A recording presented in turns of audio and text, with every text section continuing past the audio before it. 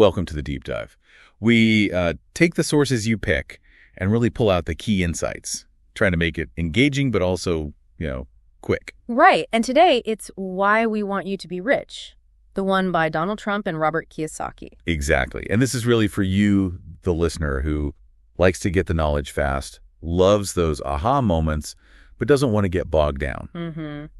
We've structured this to hit those points. We looked at their core arguments, their perspectives, really trying to give you the big takeaways. Yeah, our mission here is basically to break down what they're saying about creating wealth, how the economy's changing, and why they push financial education so hard. It's quite a mix. It is. And what jumped out at me right away was the two voices. You've got Trump, very direct, bang, bang, bang. Yeah, results focused. And then Kiyosaki, who's more about the stories, the narrative. And they even use different fonts in the book for each of them, which is kind of interesting. It really highlights that dialogue they wanted. Definitely emphasizes it. So, okay, getting into the meat of it. Mm-hmm. One of the first big things they tackle is this idea of the shrinking middle class. Right. That's central. They argue we're moving towards basically a two-class system. You're either rich or you're poor. And not just in the U.S., right? They say it's happening in other big industrial nations, too. Yeah, G8 nations. They see it as a really significant, maybe even destabilizing trend. And they bring in Alan Greenspan. They do. They quote him expressing, similar worries about what this kind of trend does to a capitalist democracy, the social fabric. So what's the root concern for them? What are Trump and Kiyosaki really worried is happening? Fundamentally, it's this idea that democratic capitalism, the way we've known it, isn't really coping well with the information age. Okay. They think this widening gap, the haves and have-nots, it could actually reverse progress we've made. Reverse progress? How so? They even draw a parallel back to the agrarian age. Basically two classes, landowners and workers, and not much democracy to speak of. It's a bit of a stark warning. Wow, that is stark. So what forces do they see driving this big shift? They point to a mix of global issues that are chipping away at that traditional sense of security the middle class may be felt. A security based on what? Government safety nets. Exactly. A belief that the government will step in and protect them. But Trump and Kiyosaki argue that governments, even powerful ones, are finding their hands tied more and more. By what? What limits them? Well, think about oil prices, for example. That's largely set on the global market, right? Not something one country totally controls. Okay, yeah. Or terrorism. They frame it as a war of ideas, not just nation versus nation, which makes it incredibly hard for any single government to just stop. Right, it's diffuse. And then there's globalization, turbocharged by the internet. Multinational corporations, they argue, now have power and wealth that can dwarf some nations, shifting jobs and economic clout around the globe. It does paint a picture of a world where national borders mean less, economically at least. Mm-hmm. Do they connect this to domestic stuff too? Yeah, they make an analogy, kind of like an environmental warning. You know how disappearing frogs signal something's wrong with the ecosystem? Uh-huh. They say the disappearance of pensions, affordable health care for the middle class and poor. That's like an economic warning sign. That's a powerful image. And then there's the demographic time bomb, basically. The baby boomers retiring. Huge generation. Massive. And the strain that's going to put on government resources. Mm-hmm. They specifically mention Medicare, saying its long-term debt is actually way bigger than Social Security's, though Social Security gets more headlines. Okay, these are some pretty heavy challenges they're outlining. So who are these guys laying this all out? Let's talk about Trump and Kiyosaki themselves. Their backgrounds. Right. It's important context. Both are, undeniably successful entrepreneurs, investors. Teachers, interestingly. And teachers, yeah. With global reach, they've built businesses, made big investments, but they've also written bestsellers, created educational games like Cash Flow. Seminars, TV shows. Yours. The Apprentice Kiyosaki had his Rich Dad show too. Exactly. They're not just commentators from the sidelines. They've been in the trenches, so to speak. I remember that story Kiyosaki tells about seeing Trump backstage at the Learning Annex, how people just flock to him. Yeah, it captures that celebrity, that presence he had even then. And Kiyosaki admits, he initially felt a bit inadequate about writing with someone of Trump's stature. Really? Even with his own success? Apparently so.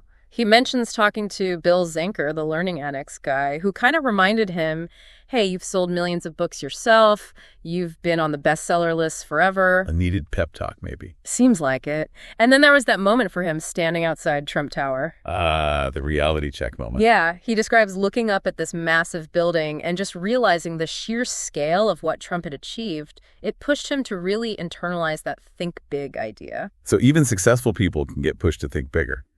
Okay, so they've got the credentials, but why write this book together, just another business venture? They claim, pretty strongly, that it wasn't just about money. Their main motivation, they say, was genuine concern for the financial future of average people in the U.S. and globally. Concern about the trends they were just talking about. Exactly. They felt things were heading in a worrying direction, and they wanted to offer, well, answers, or at least tools. Tools being financial education. That's a core of it. They stressed that they could make money in easier ways, but they felt repelled to teach, to give people the knowledge to get rich, or at least survive what they saw coming. That commitment to teaching, to empowering people, really comes through, which leads us to financial education being the absolute key for them. Absolutely. They argue it's the single most important thing, proper education, planning. That's how you navigate the turbulence and ideally come out richer, not poorer. Trump uses that chair example, right? Yeah. Finding one for $90 that someone else quoted at $1,500. Yeah. He presents it less as just saving money and more as, like, leadership, problem solving, understanding value, not just spending blindly. It's about being smart with resources, seeing beyond the surface. And Kiyosaki links that directly to overcoming fear. He quotes Robert Frost. Something like, there's nothing I'm afraid of like scared people. Meaning financial ignorance breeds fear. Precisely. If you don't understand money, the complexities of finance today can feel terrifying. Education is the antidote. It builds confidence. They talk about financial IQ. Right. Needing a higher financial IQ to handle today's more complex problems, their whole philosophy is teaching people how to fish, not just giving them a fish. So no stock tips. No, it's about building your own financial intelligence so you can find your own fish, basically. Okay, that leads nicely into another concept. They push the 90-10 rule. Yes, the 90-10 rule of money. The idea that roughly 10% of the people make 90% of the money. Why? What are that 10% doing differently? According to them, a lot of it comes down to thinking differently, doing what the other 90% don't, which is why they emphasize expanding your mindset. Like Descartes, I think, therefore I am. Sort of, but with Trump's more action-oriented spin. Think big. It's about the scale of your thoughts influencing the scale of your results. And they give examples of thinking big. Trump's skyscrapers, obviously. His TV shows. Right. Big, bold ventures. Kiyosaki uses McDonald's, how Ray Kroc took a simple burger stand and thought big, creating a global empire through scaling. And Trump had another chair story related to thinking big, didn't he? About needing chairs for an event. Yes. Facing a huge potential cost, like millions, for chairs. Instead of just paying it, he thought bigger, looked for alternatives, and found these smaller gold Chiavari chairs. Which were cheaper. Not only cheaper, but they actually ended up making money on them somehow. It turned a massive expense into a profit center by not accepting the initial problem frame. Thinking outside the box, or maybe just thinking bigger about the box. Yeah. Okay, what about the cash-half flow quadrant? How does that fit in? Quadrant E for employee, S for self-employed, B for business owner, I for investor. That's Kiyosaki's framework for understanding where your income comes from. And they use it here too. To help you decide where you have the best chance of winning financially, they point out that both of them operate mainly in the B and I quadrants. Why there? Primarily, tax advantages and control. Businesses can deduct expenses employees can't, and investment gains are often taxed differently, usually lower than salaries. Control again, that seems really key for them. They also talked about retirement plans in this context. Yeah, contrasting the old defined benefit pensions where you were guaranteed a certain amount with defined contribution plans like 401ks. Where the outcome isn't guaranteed. Right. It depends on contributions, market performance. You could run out of money. That risk, they say, fuels a lot of retirement anxiety. And they mentioned stats about baby boomers potentially not having enough saved. Yeah, up to 80% in some estimates facing a shortfall, which connects back to their point about needing to be more proactive, more like an investor than just a saver. What's the distinction they make between savers and investors? Well, simply put, your savings in a bank are technically a liability on the bank's books. An investor is actively putting capital to work to generate more capital, not just store it. Got it. So if we're going to be active investors, what are the core things we're actually investing? Kiyosaki boils it down to just two things. Time and money. Time and money. Yeah. And his point is, most people focus on investing their money, but they don't invest enough time in learning, understanding, really digging into finance. So you get passive investors versus active ones. Kind of. Yeah. He contrasts people who put money into their jobs, savings, mutual funds, often driven by, fear of not having enough, with active investors who invest time in understanding businesses, real estate, other assets. And for them, it's often seen as more, fun. Driven by abundance, not fear. Investing time to gain understanding. That makes sense. Let's circle back to control. Why is that so central to their philosophy? Because control reduces risk and increases potential upside. If you don't have control, what do advisors tell you to do? Diversify. Exactly. Diversification is often a strategy for when you lack control. They point to Warren Buffett. He prefers to buy whole companies or controlling stakes. Why? Control. And that's why they lean towards business and real estate. Precisely. You have far more direct control over operations, strategy, financing in your own business or property than you do just buying shares of a giant corporation. Makes sense. And their idea of leverage, it's not just about borrowing money, is it? Not at all. That's a key point. Financial leverage, debt is one type, but they talk about leveraging your mind, your knowledge, your ideas, Right. leveraging partners, relationships, OPR, other people's resources, even leveraging your thoughts, your mindset. Trump's quote is, "Brain power is the ultimate leverage." So knowledge and strategy are forms of leverage. That's an expansive view.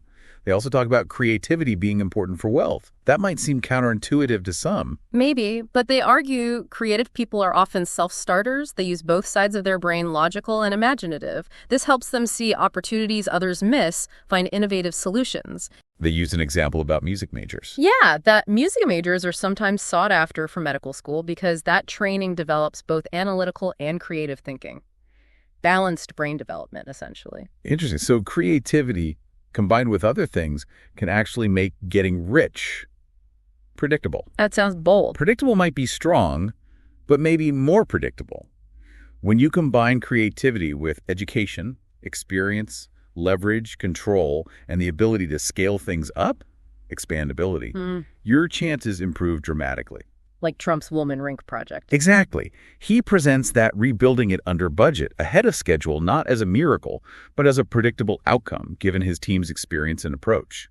The real risk, they argue, isn't taking calculated action, it's inaction, not applying what you learn. Which implies continuous learning is vital. How did their own backgrounds, their influences shape this? Their fathers, for instance. Huge influences. Trump talks a lot about his father, Fred. The work ethic, the demand for thoroughness, know everything you can about what you're doing was his dad's mantra. Total immersion. Yeah. And Kiyosaki, of course, had his famous two dads, his biological father, the educated but poor dad, and his friend's father, the less formally educated but rich dad. With very different philosophies about money. Totally different lessons about work, risk, assets versus liabilities. Both authors really stress finding mentors, getting apprenticeships, learning by doing, from people who've done it.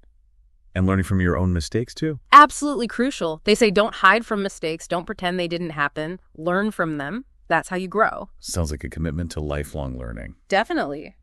Keep pushing, exceed expectations.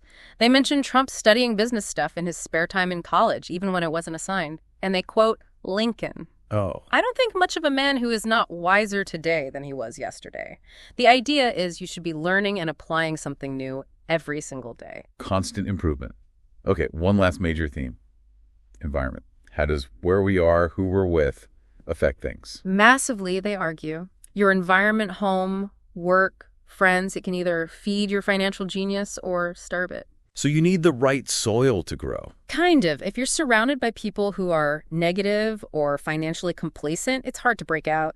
You need to be around people who support you, challenge you, think bigger. They use Tiger Woods as an analogy. Yeah. Tiger had incredible natural talent, but he needed golf courses, coaches, competition, the right environment to actually develop that genius. You need an environment that supports your financial growth. So take a hard look at your surroundings.